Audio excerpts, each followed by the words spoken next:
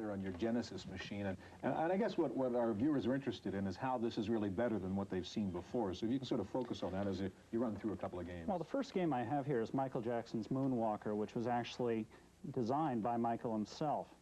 The important thing was really trying to make his animation-like quality, cartoon-like quality in a video game, not small moving characters. Show you what we've been able to do, and really, first of all, it's a new genre of video game, dance video games, or music video come to life. We put the quarter in and we start off here in the video game. Does 16-bit give you more detail, faster motion, better music, all of the above? Yeah. And first of all, you have real digitized voices. Michael's here is trying to save these kids who've been kidnapped. Listen to one of the girls. There she says, Michael. It's an actual digitized voice in the game. Michael's moves. First of all, the characters are much, much bigger, much more highly detailed in terms of the types of things that you can go and do. Look at the backgrounds, very, very detailed. And of course, you really do recognize the personality of it. If you didn't tell me who that was, I could recognize that's Michael Jackson. It's not hard to tell that that's Michael, but all the fun things that you can go and do. One of the things that we've done in one of our commercials is really take Michael's videos and put Michael videos together with the game to show how realistic they are. Look at this guy here taunting Michael with the pool cue. You know he's bad and he's after him. You can't do that on an 8-bit system. In terms of pricing, what's the console cost and what do the cartridges cost each? The cartridges are $49.95 on average. The Genesis system here costs $189.95 for the game. Okay, we have one more game we have time to take a look at. If Sure. you could switch that over there, Al. Is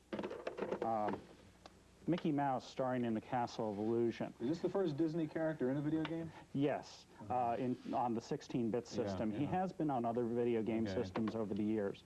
But the important thing is this really demonstrates the capabilities of what you can go and do with the 16-bit system. Here's Mickey Mouse, and if you take a look, he really looks exactly like himself. We haven't gone and sacrificed any of the detail on the character at all. Is this new this year? This is brand new. It just started shipping within the last couple of weeks. And I want to show you just some of the wonderful animation here of Mickey. He's just walking along, and then the beautiful, brilliantly colored backgrounds as he walks in and the game begins. Here he is. So you're playing off the Disney animation heritage here. Exactly. Yeah, that's pretty classic. Now watch this.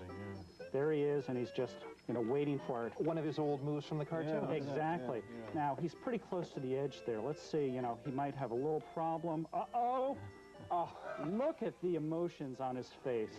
You know, that's what's really making the difference between this generation of video game system and the, you know, generation... And the relative depth of that background, too.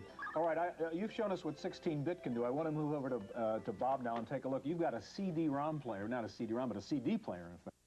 Increase the graphical content and also have real live music, digital music and voice equivalent to what would be on a CD or on a video disc for graphics. So the whole game is coming off the CD. I mean, the graphics, the code, the music. That's right. We use the CD instead of a cartridge as the storage medium for the gameplay, and that comes off immediately into the system.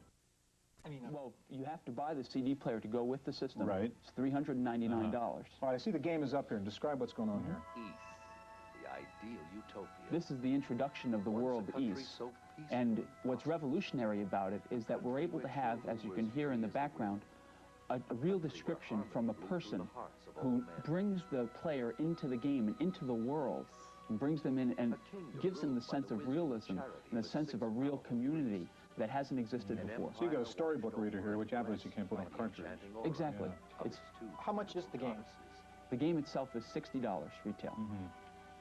And I guess you got pretty sophisticated graphics coming off that. They're coming off the CD also? That's right, they come directly off the CD. To the empty abyss of infinite. This is an adventure game? It's an adventure role-playing game. What it really does is push the technology of interleaving data and audio together. It's pushing the pioneer areas. Are there many titles out now on the CD form for the NEC? We have 6 titles out now on the CD, and we'll have, beginning next year, 1 a month or more. Bob, we have just about a minute left, and I know you have one other cartridge, got a standard 16-bit game. If you could show us what that looks like on your NEC console. The second game is called Bonk's Adventure, and it's a real hit game. It's one of the biggest games of this year. Bonk is a lovable character, and again, he's taken advantage of the 16-bit Rather than a graphics. crude, faceless creature,